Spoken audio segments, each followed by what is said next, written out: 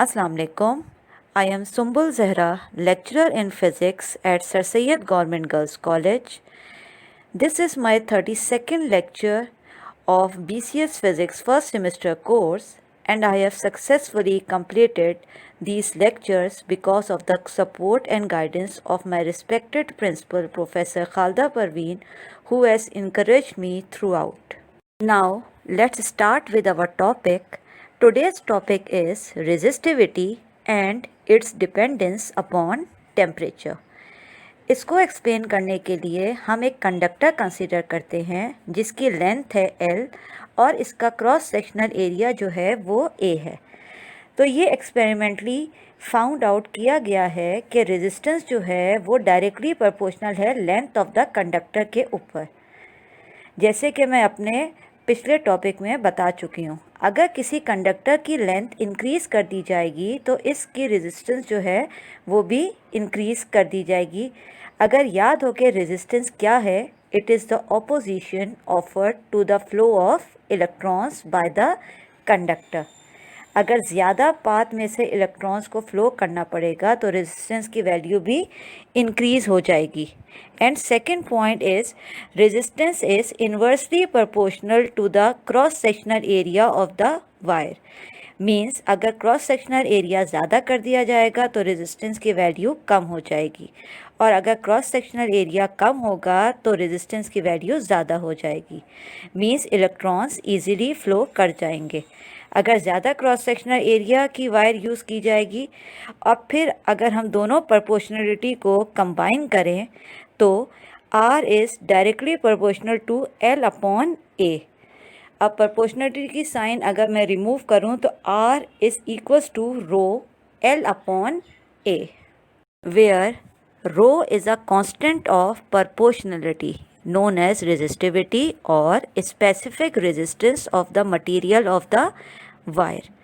It may be noted that resistance is the characteristic of a particular wire, whereas the resistivity is the property of the material of which the wire is made.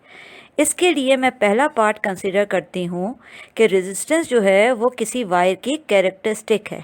इसका मतलब ये है कि wire अगर change कर दी जाएगी, same material की बनी हुई हैं दो, मगर different cross sectional area different length की हैं, तो दोनों की रेजिस्टेंस जो है वो क्या है, डिफरेंट होगी।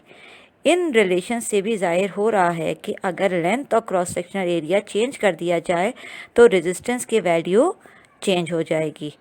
इसकी लेंथ ज़्यादा है तो रेजिस्टेंस ज़्यादा है, और क्रॉस सेक्शनल एरिया ज़्यादा है तो रेजिस्टेंस कम है।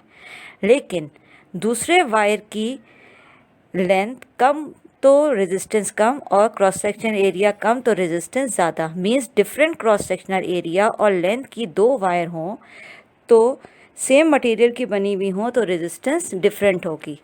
लेकिन अगर इनकी रेजिस्टिविटी फाइंड की जाए तो दोनों वायर्स की क्या होगी, सेम होगी, क्योंकि रेजिस्टिविटी किस पे डिपेंड करती है, property of the material of the wire, जिस मटेरियल की वायर बनी हुई है। लेकिन दोनों सेम मटेरियल की बनी हुई हैं तो रेजिस्टिविटी क्या होगी, सेम होगी। लेकिन अगर मैं एक और दूसरी वायर कंसीडर करूं जिसका मटेरियल क्या है, डिफरेंट है, तो इन दोनों वायर्स की रेजिस्टिविटी क्या होगी, डिफरेंट होगी, क्योंकि वायर का मटेरियल क्या है, डिफरेंट है। इसलिए हम ये कह सकते हैं कि रेजिस्टिविटी जो है वो किस पे डिपेंड करती है, मटेरियल पे डिपेंड करती है। मटेरियल चेंज करने से रेजिस्टिविटी की वैल्यू चेंज हो जाती है। सो रेजिस्टिविटी को अगर मैं और एक्सप्लेन करने के लिए लिखते हैं, rho is equals to R A upon L. यहाँ से हम रेजिस्टिविटी को डिफाइन भी कर सकते हैं। The resistance offered by the meter cube of a material is called as resistivity. Means to say, जब एक मीटर क्यूब किसी मटेरियल का जितनी रेजिस्टेंस ऑफर करता है उसको हम क्या कहते हैं, रेजिस्टिविटी कहते हैं। इसके यूनिट क्या हैं, the SI units of resistivity is ohm metre. तो ये कैसे आए, rho equals to ohm metre square upon metre. So rho के यूनिट क्या हो गए, ohm metre which are the units of resistivity. Another quantity used to describe the electrical properties of the material is called conductance. Conductance क्या है? It is the reciprocal of resistance. Resistance क्या थी? Opposition offered by the conductor. Conductance क्या है कि कोई material कितना allow करता है कि कोई इलेक्ट्रॉन इसमें से पास कर जाए. तो दोनों एक दूसरे के क्या हैं? रेसिप्रोकल. तो यूनिट्स भी क्या होंगे इनके? Reciprocal.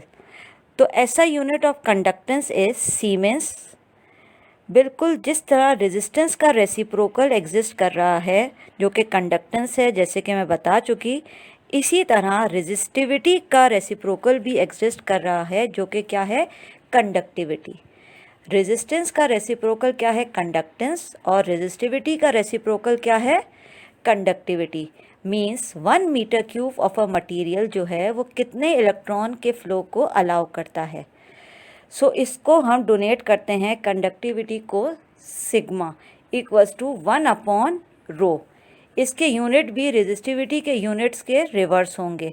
The SI unit of conductivity is ohm inverse metre inverse या mho metre inverse. Mho is the unit of conductance और सीमेंस. अगर हम नोट डाउन करें, रेजिस्टिविटी जो है वो टेम्परेचर पर भी डिपेंड करती है. एक्सपेरिमेंटली फाउंड आउट किया गया है.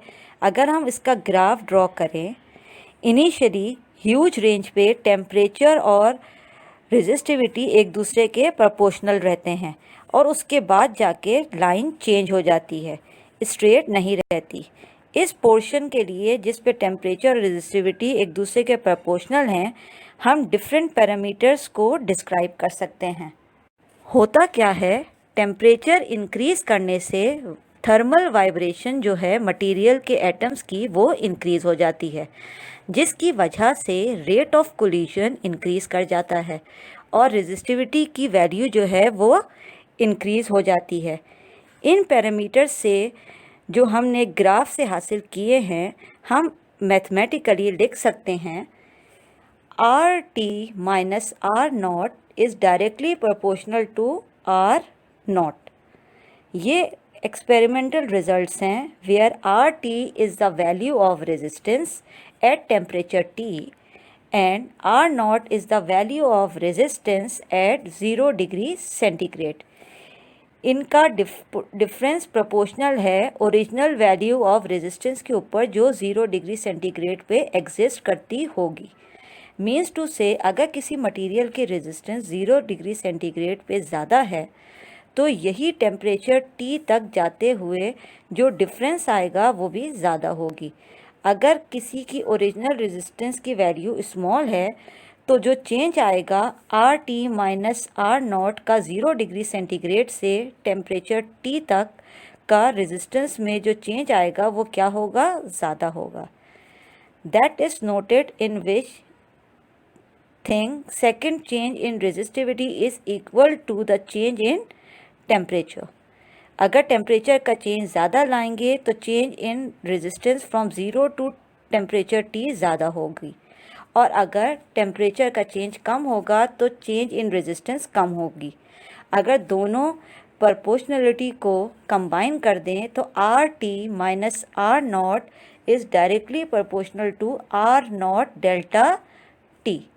अब अगर मैं प्रोपोर्शनलिटी को रिमूव करूं तो R T minus R naught is equals to alpha R naught delta T. So alpha is equals to RT minus R naught upon R naught delta T. अगर मैं इस क्वांटिटी को डिफ़ाइन करूं तो मैं कह सकती हूं it is the fractional change in resistance per kelvin is known as the temperature coefficient of resistance. So alpha is the temperature coefficient of resistance.